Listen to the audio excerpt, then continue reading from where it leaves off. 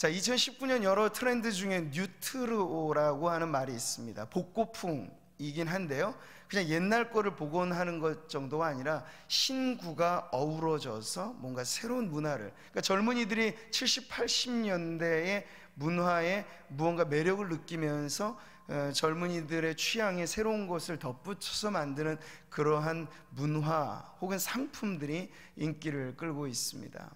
그러니까 옛것에서 항상 무언가 배운 것이 아직 있다는 얘기죠. 저는 보면 우리 한국 사회 그리고 교계 여러 가지 많은 부분에서 위험 신호, 이게 황색 신호일 수도 있고 적 신호일 수도 있겠죠. 이런 것이 있을 때마다 자꾸만 뭔가 새로운 것에 대안을 찾기보다 옛 것에 관심을 갖습니다. 어렵고 힘들었던 시기에 우리 믿음의 선배들은 어떻게 이것을 극복했을까 하는 것들을 돌아보면 거기서 사실 답이 나오는 것을 보게 되죠. 일제강점기 국권을 빼앗겼던 시대, 저는 여러 목회자들의 이야기를 참 좋아합니다. 주기철 목사님, 손양원 목사님, 순교자들의 그런 전기들은 언제고 다시 읽어도 사실 감동이 되고 도전이 됩니다. 자, 그런데 그런 목회자들 선에서만 아니라 우리 독립투사들 중에 앞으로 3.1 운동 100주년 기념하는 그런 올해가 뜻깊은 해인데요, 그래서 구미 기독교 연합하고 구미 성시화 운동본부 주최로 해서 3월 1절 그 맞이 3월 2일이죠 아마, 음악회도 저희가 준비하고 있습니다. 우리 교회도 후원하고요. 자, 그럴 때 우리가 다시 3.1절의 정신을 돌아보는 건 필요하겠죠. 근데 이러한 때 독립투사로 활약했던 여러 귀한 믿음의 선배들 중에 도산 안창호 선생이 있었습니다. 그러니까 도산 선생을 생각하면 이분이 기독교인으로서 신앙인으로서 이렇게 부각이 되는 경우가 많지는 않아서 모르시는 분들이 계시겠지만, 이 도산 안창호 선생의 직계 제자였고 목회자임의 문필가인 정영택 목사가 이 자신의 스승 안창호 선생의 신앙에 대한 부분들을 이렇게 말할 때, 우리 도산 안창호 선생 소년 시절부터 예수님 믿고 회심하고 전도하기에 아주 열정을 쏟아부었던 그런 분으로 잘 알려져 있습니다. 조국의 독립을 위해 일평생 헌신하는 것이 하나님께서 자기에게 맡겨주신 소명으로 알아서 그렇게 정말 열정을 쏟아부었던 분이죠. 도산 안창호 선생의 전기를 보니까 이분이 성경을 읽고 기도하는 일에 정말 깨어있더라고요. 그러니까 거의 목회자급으로 그렇게 사셨습니다. 무엇보다도 도산 안창호 선생 하면 교육가이기도 하고 생활이 너무 반듯한 분이세요. 그래서 형장에 가서 고문을 받을 때도 흐트러짐 없는 자세로 당당하게 일본 그 순사들 앞에서 굽혀지지 않는 모습으로 고문을 받아내시기도 했다는 그런 일화도 유명하죠. 이분이 가는 곳곳마다 연설을 아주 명연설로도 유명하신데, 한 번은 상해 연설에서 이렇게 젊은이들에게 외친 연설이 있습니다. 여러분, 우리 사람이 일생에 힘써 할 일이 무엇일까요? 안창호 선생의 연설입니다. 제 설교가 아니고. 나는 우리 사람의 일생에 힘써 할 일은 개조하는 일이라 생각합니다.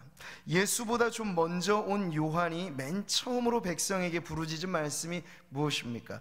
회개하라는 말이었습니다. 그 후 예수가 맨 처음으로 크게 외친 말씀은 무엇이었습니까?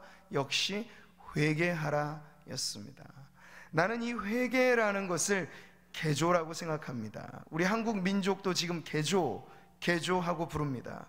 그러나 나는 우리 2천만 형제가 이 개조에 대하여 얼마나 깊이 깨달았는지, 얼마나 귀중히 생각하는지 의심스럽습니다. 여러분이 참으로 나라를 사랑합니까?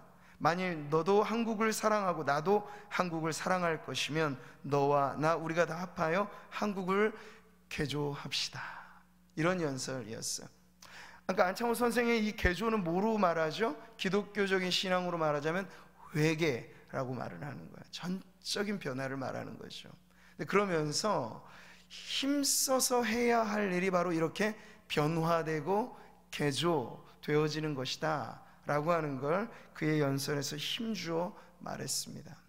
자, 오늘을 살아가고 있는 우리들에게 있어서 이 개조한다, 회개한다, 변화된다, 그리고 그것을 힘쓰라라고 하는 의미가 우리가 성도로서 교회 생활, 신앙 생활을 하면서 끊임없이 자기를 단련하는 훈련과 매우 중요한 맥을 같이 한다고 볼 수 있겠습니다. 그런 점에서 이런 질문을 해볼 수 있겠죠.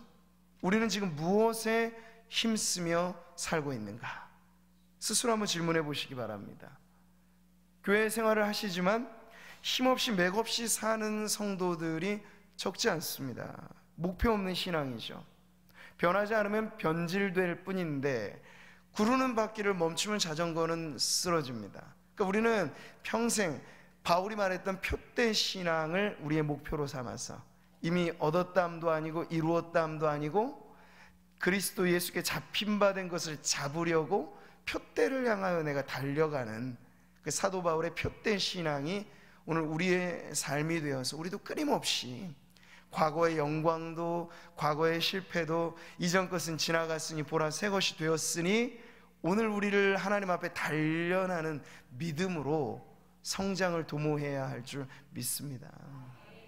그러니까 신앙은 끊임없는 학습이고 끊임없는 훈련입니다. 우리 조선시대 선비들이 교육을 했던 방식들을 보면 오늘날처럼 뭐 학과나 이런 게 복잡하지 않습니다. 요즘에야 전문가 시대이기 때문에 모든 지식들이 통합되기보다는 쪼개져 있죠. 그래서 지식은 양은 늘어가는데 지혜는 없는 그러한 아이러니가 있습니다. 근데 이 예전에 선배들의 공부를 보면요, 책들이 많지는 않아요. 그저 뭐 유교에서 보면 사서삼경이라 그럴까요? 그걸 읽고 또 읽는 거죠. 세종대왕만 하더라도 세종대왕의 독서법은 좋은 책을 100번을 반복해서 읽었습니다. 그러면서 100번을 반복해서 읽은 책 한 권을 자기가 마스터했다라고 생각을 하죠. 만약 이런 기준으로 우리가 성경을 읽는다면 어떨까? 내 평생 사는 동안 성경을 주님 앞에 서는 그날까지 한 100번은 읽고 가야겠습니다 라고 다짐하시기를 축복합니다. 어렵지 않습니다. 네, 하루에 우리에게 사실 이제 세월에 여러 가지 많은 무거운 짐을 내려놓으신 우리 어르신들은 시간이 그래도 많이 허용되는 시간이 있으실 때 그 시간 무엇에 쓰시겠습니까? 성경을 읽거나 듣거나 보거나 하시면서 하루 몇 시간씩만 성경을 보시면 100번의 성경 읽기가 그렇게 어려운 숙제는 아닐 것입니다. 이렇게 우리가 진리로 확인되어진 책을 읽고 또 읽는 이런 집중의 효과라는 건 아주 강력합니다. 여러 많은 체육 활동을 하는 선수들을 보세요. 다 집중력 훈련이죠. 단순한 걸 반복하죠. 기본을 다집니다. 그러니까 이것이 우리로 하여금 신앙의 영적 훈련에 있어서도 같은 원리로 적용되죠. 육체의 연습은 약간의 유익이 있지만 경건은 범사에 유익하다고 말씀하셨는데 이 육체 훈련과 경건의 훈련의 공통점이라고 하는 건 중요한 걸 반복하는 것이다 라고 할 수 있죠. 그래서 저는 어린아이들 주일학교의 교육도 마찬가지라고 생각합니다. 일찍부터 성경을 읽히고 외우고 그렇게 암송하게 하는 그런 성경 암송의 훈련들을 우리가 어린 자녀들에게 계속 좀 시켜서 어릴 적에 가슴에 새겨진 말씀은 평생에 잊혀지지 않습니다. 그렇게 우리 성경의 교육들을 계속해서 좀 확장시켜 나가고 깊이 있게 해 나가는 것이 필요하겠죠. 근데 간혹 어떤 분들은 열심히 삽니다. 열심히 사는데 잘못된 목표에 에너지를 쏟아붓는 경우도 많이 있습니다. 현 시대를 일컬어 중독 사회라고 하잖아요. 뭐든지 하나에 빠지면 깊이 빠져드는 그러한 세상이 우리를 유혹합니다. 그래서 이것저것 뭐 나쁘진 않아도 좋지도 않지만 그런 것에 시간을 많이 소모하며 살아가는 분들이 있을 수 있어요. 쓸데없는 일에 힘쓰며 사는 것이죠. 그러니까 두 가지 우리가 극단에 있는 거예요. 힘없이 맥없이 사는 성도가 있을 수 있고 쓸데없는 일에 시간을 낭비하며 분주하게 살아가는 성도가 있을 수 있습니다. 자, 그런 점에서 오늘 말씀은요, 우리가 참으로 힘써야 할 것이 무엇인가, 스스로 훈련해야 할 것이 무엇인가를 아주 명확하게 가르쳐 줍니다. 자, 그런 점에서 복음이 이끄는 훈련에 대해서 오늘 말씀을 나누고 있는데요. 이런 말이 있죠. 성도는 거듭나는 의미로서 태어나는 것입니다. 태어나는 것이에요. 자, 그런데 제자는 어떨까요? 제자는 태어나지 않습니다. 제자는 훈련을 통하여 만들어지는 것입니다. 그러니까 예수님도 3년의 공을 들여 제자들을 훈련시키셨습니다. 근데 그 3년이라는 시간이 엄청난 거죠. 예수님과 24시간을 공유하는 거니까. 그걸 우리가 만약 어느 학원에서 한두 시간 공부한 걸로 생각해 보세요. 제자들의 3년 교육이라고 하는 건 어마어마한 분량이었습니다. 예수님의 인격을 통째로 배우는 그러한 훈련이었기 때문이죠. 그러니까 예수님의 방식도 이러했다는 거예요. 제자들을 불러서 공을 들여서 훈련시키셨습니다. 앞으로도 우리가 교회 안에서 중직자들을 세우고 성도들의 투표나 이런 것을 통해서 하겠지만요, 제 목회적인 방침은 아주 분명합니다. 훈련된 중직자를 세워야 하겠다는 것입니다. 장립 집사님이건 권사님이건 교회가 직분을 그냥 남발하는 건 의미 없습니다. 훈련된 분들이 그 자리에 있어야 사명자가 됩니다. 그래야 일반 성도들에게 귀감이 되는 거고요. 나도 열심히 교회 생활하고 신앙생활하고 봉사 잘해서 직분을 사모할 만한 것이거든요. 그렇게 정말 세워지기를 사모하는 모델이 되도록 앞으로 우리 중직자 선발에 대해서는 더 각별히 신경을 써서 훈련을 시킬 그런 계획을 갖고 있습니다. 구원이란 끝이 아니고 시작입니다. 잘 기억하셔야 돼요. 구원은 끝이 아니고 시작입니다. 우리는 이미 천국을 경험하며 살고 최종의 하나님의 나라를 향하여 가고 있습니다. 그러니까 이 전 구간이 훈련되어지는 삶이라 할 수 있겠습니다. 어떤 훈련일까? 천국에 최적화된 삶을 살아가는 훈련이에요. 예를 들어 볼까요? 천국은 사랑의 나라죠. 그 사랑의 나라에서 우리가 불편함 없이 살려면 미움을 버리는 훈련도 훈련인 거예요. 용서하는 훈련도 훈련인 거예요. 피스메이커라고 하는 화해, 중재, 이런 것도 우리의 삶에서 끊임없이 훈련을 해야 됩니다. 그래야 앞으로 천국 가실 때 재밌게 제가 말씀드리는 거예요. 불편하지 않으세요. 사랑의 나라에서 미움을 갖고 어찌 사시겠어요? 지옥의 특징은 아주 명확하죠. 울며 이를 가는 이들이 전부인 곳이 지옥입니다. 그러니까 천국은 그것과 아주 뚜렷한 구별이 있는 것이에요. 또 하나님의 나라는 거룩한 나라인 줄 믿습니다. 그래서 우리의 훈련의 목표가 지식의 증대가 아닙니다. 거룩해지는 변화를 도모하는 것이에요. 그래서 성경을 왜 배워야 하겠습니까? 거룩한 삶을 위해서. 기도는 왜 하는 것입니까? 거룩한 삶을 위해서. 모든 훈련이 목표로 하는 건 우리의 삶에, 우리의 인격 속에 그리스도가 온전히 드러나는, 그리스도의 형상이 우리 가운데 복원되어지는 그런 거룩한 삶을 목표로 훈련하는 것이죠. 자, 이 모든 것이 천국의 최적화된 삶을 살기 위한 준비라고 할 수 있겠어요. 새로 아파트 분양받아서 이제 들어갈 날만 기다리고 있는 분이 있다면, 예전에 그래도 살았을 시절에 이거저거 끌어모았던 것들 다 있잖아요. 근데 새로 이사갈 집에는 적합하지 않은 세간 살림들, 그거 가지고 가시겠습니까? 버려야죠.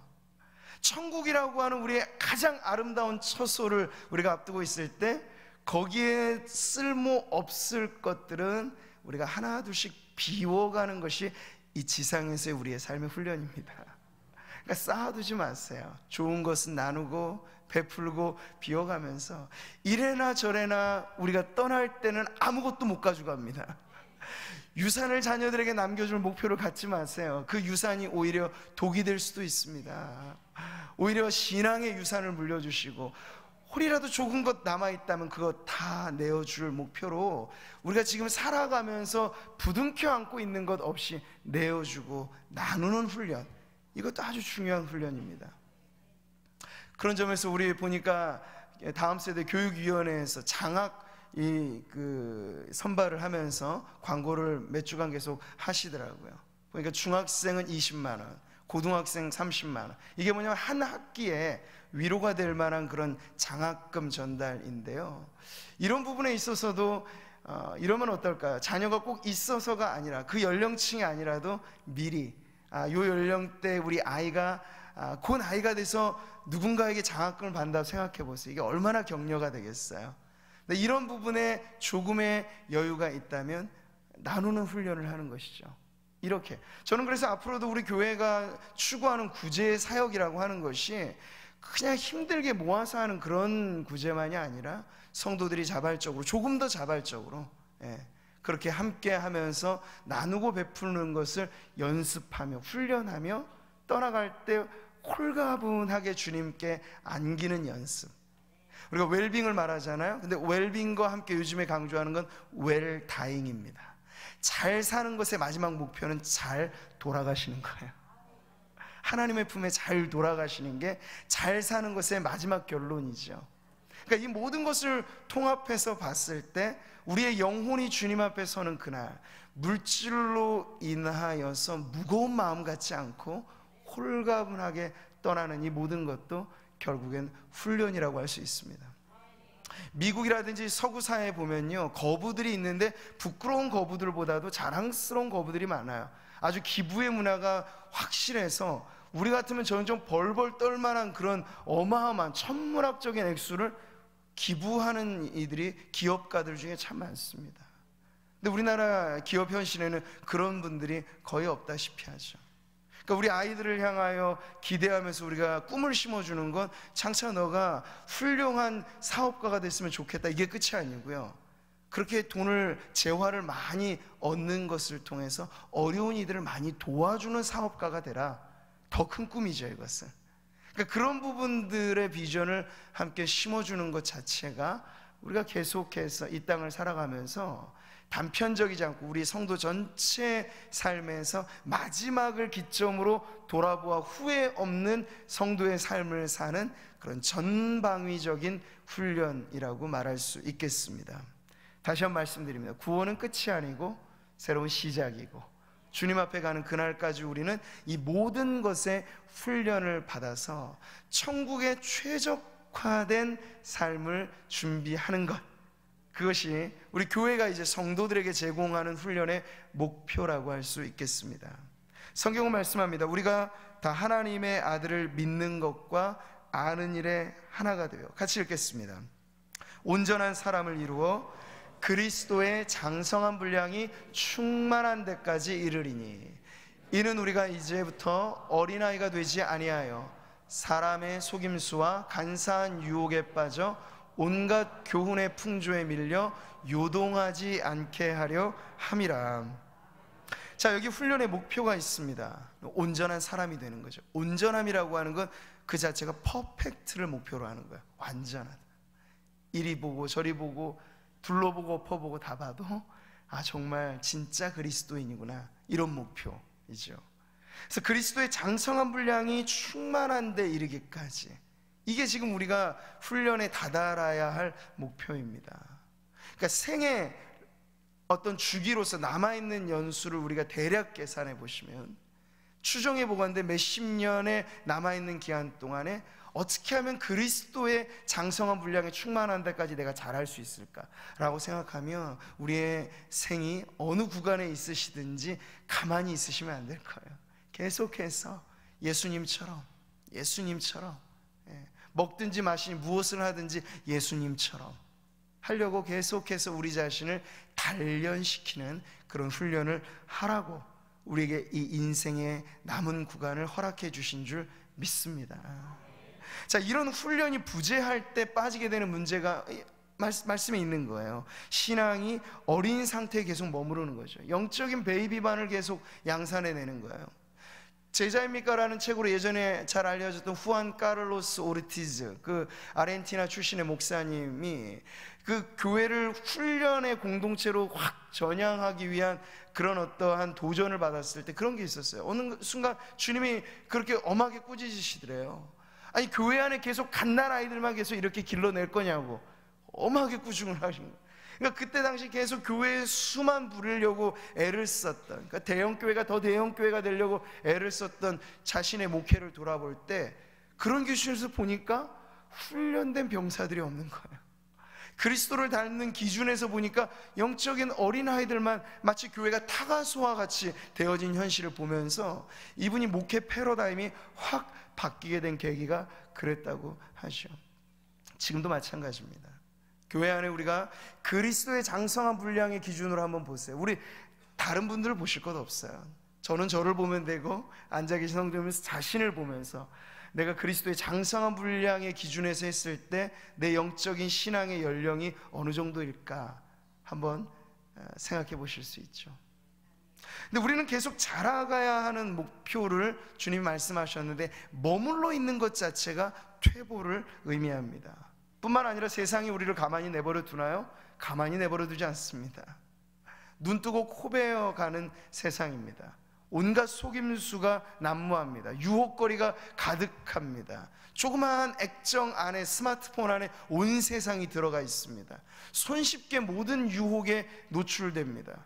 그렇기 때문에 가만히 있는다는 건 세상과의 싸움에서 이미 패배한 그러한 삶을 산다고도 말할 수 있겠습니다. 그러니까 훈련의 부재가 만들어내는 건 교회 안에 영적인 갓난 아이들만을 계속해서 늘리는 것이고, 또 하나 이 세상의 유혹으로부터 속수무책이 되는 그런 문제가 생기는 것이죠. 이런 이유에서 우리는 훈련에 대해서 이걸 그냥 단과대학식으로 매주 코스식으로만 생각하실 게 아니라 목표 자체를 말씀과 기도라고 하는 기본의 골격 위에서 우리 자신 어떻게 하면 단련시킬 수 있을까? 어떻게 하면 하루를 잘 살 수 있을까? 잘 자고 잘 깨고 기왕이면 새벽 미명을 기도로 열어갈 수 있을까? 이런 것들이죠. 다니엘에 우리가 금요철학 때도 말씀을 몇 주차 나누었는데요, 다니엘 아주 정확했어요. 그 나라의 총리의 일이라는 게 얼마나 바쁘겠습니까? 그러나 다니엘은 하루 3번 꼬박 기도하는 것이 몸에 밴 습관이었습니다. 다니엘 학습법 이런 것이 잘 알려져 있는데요, 학습법보다 중요한 게 다니엘 기도법입니다. 하루에 3번을 아침과 점심과 저녁에 짧게라도 우리의 시간을 기도하면서, 남은 시간, 점심에 기도한다는 건 오전까지의 시간을 돌아보는 반성이죠. 하나님, 제가 실수하여 세월을 낭비한 부분이 있다면 다시 오후의 시간을 살겠습니다. 그러니까 늘 기준점을 기도로 잡으면서 여러분 하루 3번의 기도만 한번 훈련해 보세요. 삶이 전혀 다른 방향으로 세워지게 될 줄 믿습니다. 시편 기자를 보니까 하루 7번 하나님의 말씀에 헐떡거리는 심정으로 말씀을 찾았다고 하죠. 그러니까 우리의 삶에 이 훈련이라는 건 지속 반복이거든요. 중요한 것을 먼저 하고 중요한 걸 반복하는 것인데, 그 반복의 힘이라는 게 아주 강력합니다. 훈련의 강조점 바로 거기에 있습니다. 제자 훈련 잘 받아도 1년짜리 제자 훈련 1년 지나면 다 까먹습니다. 평생을 가는 거죠. 바위를 뚫는 물을 보세요. 한 방울 한 방울, 한 방울은 약하지만 그게 누적되고 10년, 100년 흐르면 바위를 뚫는 거예요. 이 반복의 훈련이라고 하는 게 바로 이런 점에서 아주 중요한 것이죠. 이단의 미혹의 성도를 지키는 길 역시도 이단에 대한 세미나를 암만 해봤자 여러분 그건 보조적인 자료예요. 앞으로도 제가 하겠습니다만, 그보다도 중요한 건 제대로 된 진리를 계속해서 가르쳐 주는 것이죠. 예전의 방식의 위조 지폐를 감별해내는 기준은 뭐냐면, 위조 지폐를 다루는 게 아니라 진폐를 다루는 거예요. 진폐를 계속 세워보면 그 감각이 있거든요. 그럼 위조 지폐를 맞으면 딱 나오는 거예요. 그러니까 이 위조 지폐를 딱 감별해낼 정도로 진폐를 계속 다루게 훈련을 시키는 거죠. 마찬가지입니다. 우리가 성경을 통하여 바른 진리를 올바르게 학습하고 가르쳐 드려서 성도들이 무장이 되면요, 이단의 미혹의 대번에 감별이 되는 거야. 아, 요거 잘못됐구나. 접근 방식 자체가 요거 좀 이상한데. 그러니까 분별력이라고 하는 게 생기게 되어 있어요. 그러니까 이단에 대한 최선의 방어 역시도 우리가 훈련을 통해서 성도들을 강화시키는 것이라고 할 수 있겠습니다. 자, 오늘 말씀을 보세요. 방종 속에 살아가는 그 시대의 그리스도인들에게 대한 이 베드로 사도의 일침이 있습니다. 그 당시만 해도 역시 초대교회의 문제거리 중에 하나가 이단의 문제였거든요. 당시에는 영지주의라고 하는 이단이 판을 쳤습니다. 그들이 말했던 이 그노시즘이라고 하는 건 뭐냐면, 신령한 지식에 대한 깨달음이 있으면 모든 삶이 자유롭다. 근데 그게 뭘 양산해냈냐면 방종한 생활을 만들어냈던 거예요. 자, 그렇게 성도들이 무너져가는 현실을 보면서 베드로 사도가 안 된다 하면서 이 편지를 쓰면서 여기 계속 강조하는 내용이 바로 훈련에 대한 강조점을 두는 거죠. 보세요. 베드로후서 1장 8절의 말씀 같이 한번 읽겠습니다. 우리 주 예수 그리스도를 알기에 게으르지 않고 열매 없는 자가 되지 않게 하려니와. 이 말의 반대 의미는 뭘까요? 그럴 수 있다는 거죠. 열매 없는 성도로 살아갈 수도 있고 그리스도를 알기에 게으른 삶에 방종한 삶을 살아갈 수도 있다는 그런 문제의식을 갖고 지금 이 말씀을 전해주고 있는 것입니다. 자, 그렇기 때문에 우리가 훈련에 힘써야 될 이유가 너무나 분명한 것인데요, 오늘 본문에 읽지 않았습니다만 1장 4절의 말씀을 보시면 이런 이유를 가르쳐 줍니다. 같이 읽겠습니다. 너희가 정욕 때문에 세상에서 썩어질 것을 피하여 신성한 성품에 참여하는 자가 되게 하려 하셨느니라. 스스로를 단련하는 이유는 소극적으로는 세상에서 썩어질 것을 피하기 위해서, 이게 소극적인 이유입니다. 근데 적극적인 건 뭘까요? 하나님의 성품, 신성한 성품에 참여하기 위해서 우리가 훈련을 하는 것이죠. 목표가 아주 분명한 거예요. 그러니까 군대만 하더라도 그러잖아요. 특수부대는요, 훈련의 강도가 틀려요. 그냥 동방위 정도로 쓰일 군사를 훈련시킬 때는 혹독한 훈련을 안 합니다. 그냥 기본 훈련으로 끝나죠. 그런데 특수부대원을 길러내는 건요, 기본 훈련에 더해서 몇 갑절 힘든 훈련을 시킵니다. 왜냐하면 그들이 그렇게 훈련을 강하게 받아야 현장에서 제대로 투입되어서 사용될 수 있기 때문이죠.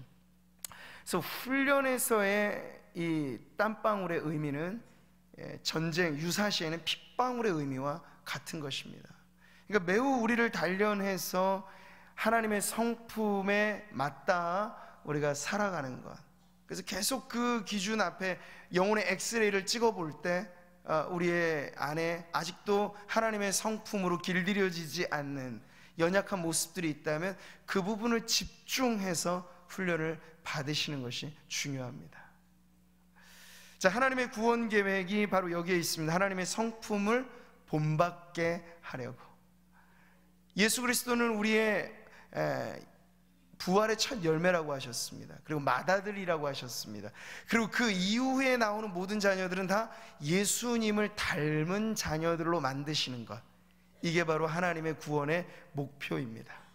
그래서 천국이 천국다울 수 있는 아름다운 건 뭐냐면요, 거기 가면 거의 모든 성도들이, 그래서 우리가 지상에서는 칭의로 출발을 해서 성화의 긴 구간을 지나고 이 세상을 떠나서 주님 나라에 도착할 때 우리는 영화롭게 됩니다.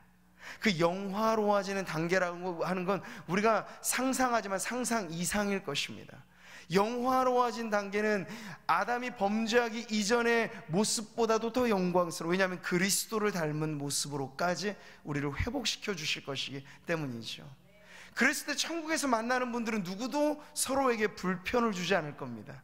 우리가 서로에게 불편한 이유는 아직 인격의 훈련이 덜 되어서 거침이 되거나 상처를 주거나 하기 때문에 그렇게 서로에게 불편을 주는 것이지만, 천국 생활을 하는 데 있어서 마지막에 열려질 새하늘과 새 땅 안에서의 삶에 불편함은 없을 것입니다.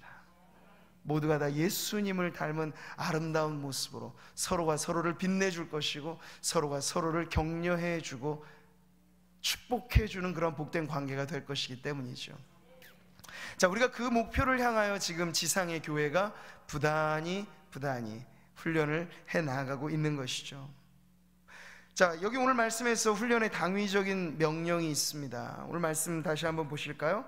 그러므로 너희가 더욱 힘쓰라고 명령을 합니다. 이 그러므로의 의미가 앞에 나와 있는 내용을 정리하는 거죠.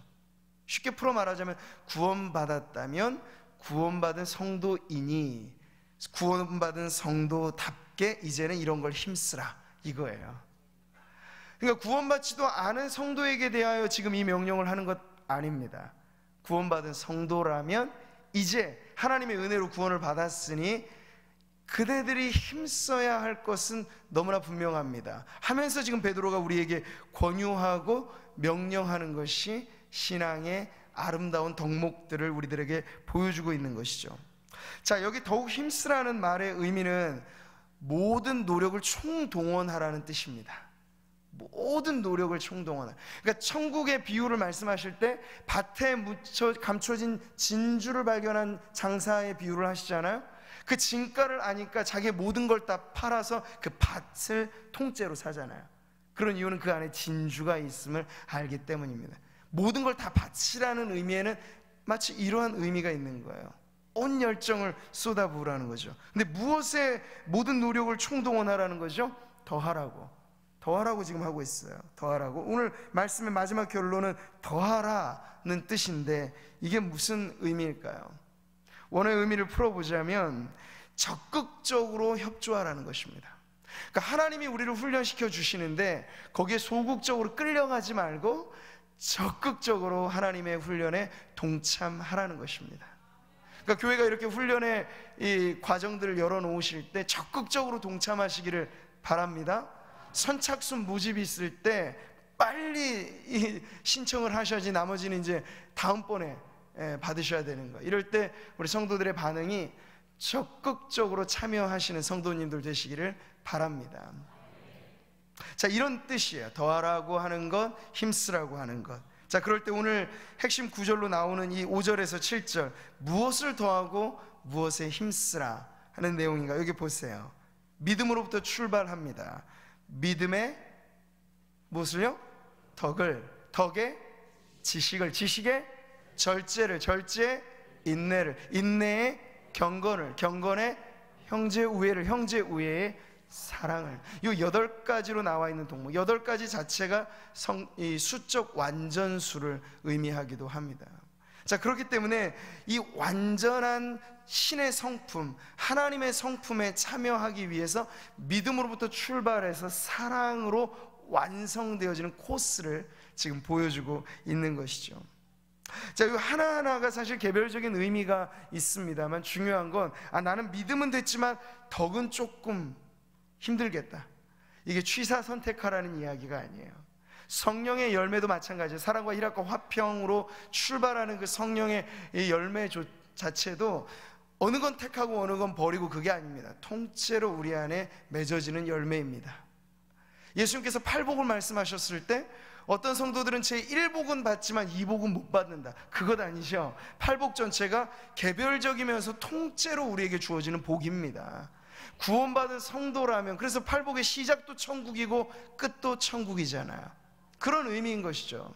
그러니까 여기 나와 있는 믿음으로부터 출발, 사랑으로 맞춰지는 이 모든 훈련을 통하여 우리가 완성해야 될 하나님의 성품의 아름다운 덕목들은 이 모두가 우리에게 갖추어져 있어야 할, 앞으로 천국 가면 바로 이 덕목 가지고 살아가는 것입니다.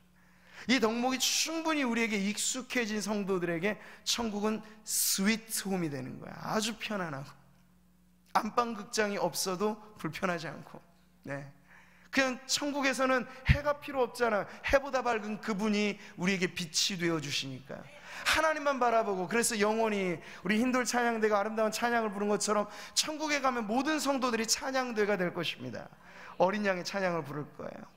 신천지가 말하는 14만 4천이라는 수가 산술적인 수가 아니에요. 그건 완전수입니다. 예수 그리스도, 아니 아담 이래로 하나님의 은혜로 구원받은 모든 성도들의 총합이 바로 그거예요. 근데 이들은 지금 수적으로 해서 12지파 전국을 망라해서 지금 이제 교주도 뭐 건강이 이제 마지막 선에 와서 오락가락 하시니까 힘든 거죠. 그 다음에 아마 교리를 바꿀 겁니다. 충분히 예상되는 부분. 하나님의 교회도 그랬어요. 교주가 죽으니까 교리를 바꾸고 어머니 하나님을 말하잖아요. 그 와이프가 집권을 하잖아요. 신천지도 또 다른 버전을 지금 준비하고 있을 겁니다. 상관없어요. 이 세상의 정통교회가 2000년 역사를 이어오는 동안 이단은 끊임없이 출몰했고 왔다가 사라졌습니다. 새로운 이단이 왔다가 사라질 것입니다. 그러나 우리에게 중요한 건 하나님의 천국 백성들은 하나님께서 지켜주십니다. 그 믿음을 우리가 갖고 있기 때문에 이단하고의 싸움에 우리가 총력을 기울일 이유는 없어요. 우리는 복음의 진리를 전하는데 총력을 기울이고요, 그럴 때 하나님이 우리를 지켜주시는 은혜 안에서 성도들의 기본의 훈련이 잘 갖추어져 있으면 이단이 한 길로 왔다 10길로 도망가는 승리를 우리가 누리게 될 줄 믿습니다. 개별적이면서 총체적인 이 의미, 믿음의 덕의 지식을 지식에, 절제를 절제, 인내를 인내에, 경건을 경건에, 형제 우애를 형제 우애에, 사랑을 더하라. 이 더하라는 의미는요, 선후의 관계도 있습니다. 믿음으로 출발해 사랑까지 갔을 때 계속 덧붙여지는 의미일 수도 있겠는데요, 또 하나 중요한 의미는 이 믿음의 덕을 했을 때 사실 원어에 맞는 전치사는 믿음 안에 덕을 더하라는 얘기예요. 그러니까 사실 이 믿음이라고 하는 것이 모든 것의 큰 그릇이라면 우리는 이 안에 계속해서 덕을 추가하고 그리고 지식을 더하고 하는 그런 완성된 꽉 채워진 신앙의 성품을 완성하라는 그러한 말씀이기도 하죠. 가장 중요한 출발점, 훈련의 출발점은 믿음이고요, 훈련의 완성 지점은 사랑입니다. 사랑. 그래서 우리가 정말 너희가 서로 사랑하면, 예수님 말씀하셨잖아요. 제자 훈련의 끝을 보여준 거예요. 너희가 서로 사랑하면 이로써 세상이 너희가 내 제자인 줄 알리라. 3년 코스웍을 받고 대단히 사사를 받고 훈련을 받아도 서로 치고받고 싸우면 제자 아닌 거예요. 사랑이 결여된 제자는 아직 하산할 때가 이르지 않은, 훈련이 덜 된 제자인 거예요. 그러니까 훈련의 끝이 사랑이라고 하는 점을 우리가 명확하게 한다면 모든 교회 안에서의 수고와 섬김과 훈련에 지향하는 목표가 아주 분명하게 사랑으로 맞닿아지는 우리 모두가 되기를 바랍니다. 이제 말씀을 마무리하겠습니다. 신앙은 신앙인데 가난한 신앙이 있고 부요한 신앙이 있습니다. 그저 가진 것 하나 믿음뿐이지만, 이 좋은 의미로 말씀드리는 것 아니에요.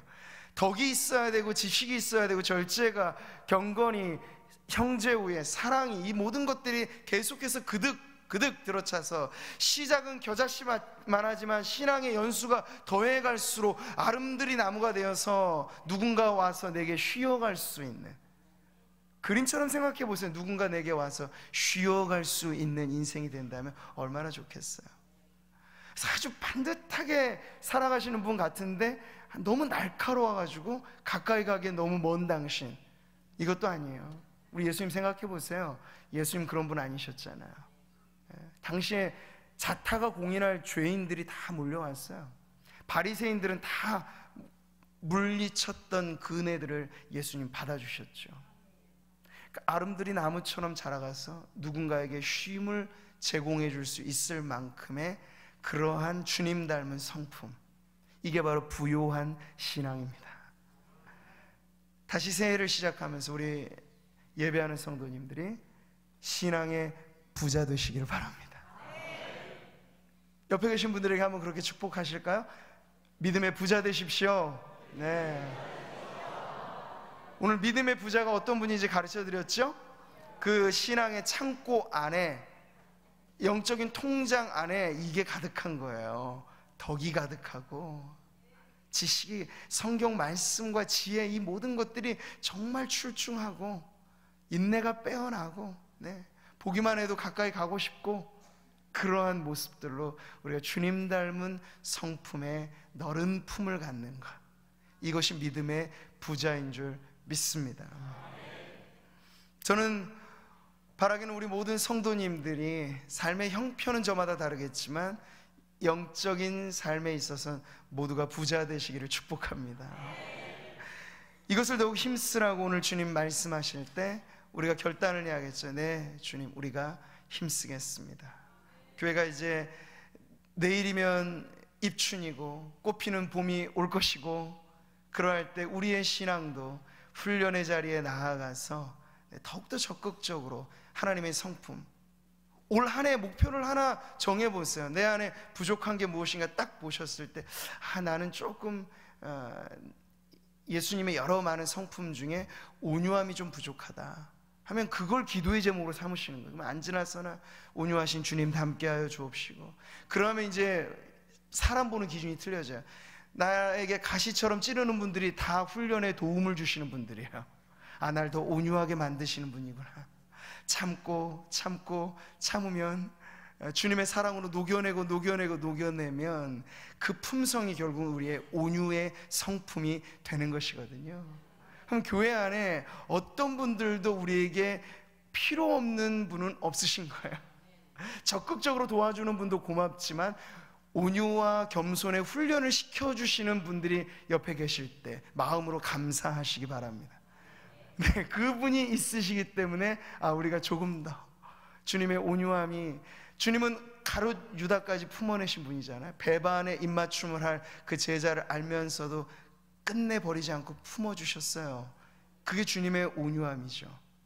그렇게 우리의 삶에 있어서 부대끼는 누군가가 있을 때 하나님 나로 하여금 온유하게 하시는 훈련의 교보제로 저분을 보내주신 줄 믿고 제가 저분을 위해 축복하며 기도하겠습니다.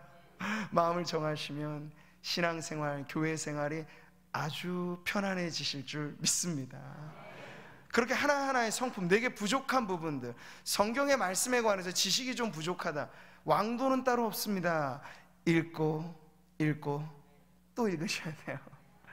그래서 내가 안중근 의사는 그랬잖아요. 하루라도 책을 읽지 않으면 입안에 가시가 돋친다고 했는데, 내가 한 끼를 굶을지언정 영혼의 양식을 먹지 않고는 육신의 양식을 입에 대지 않겠노라 결단을 하시면 영혼의 양식을 건너뛰는 일이 없을 겁니다.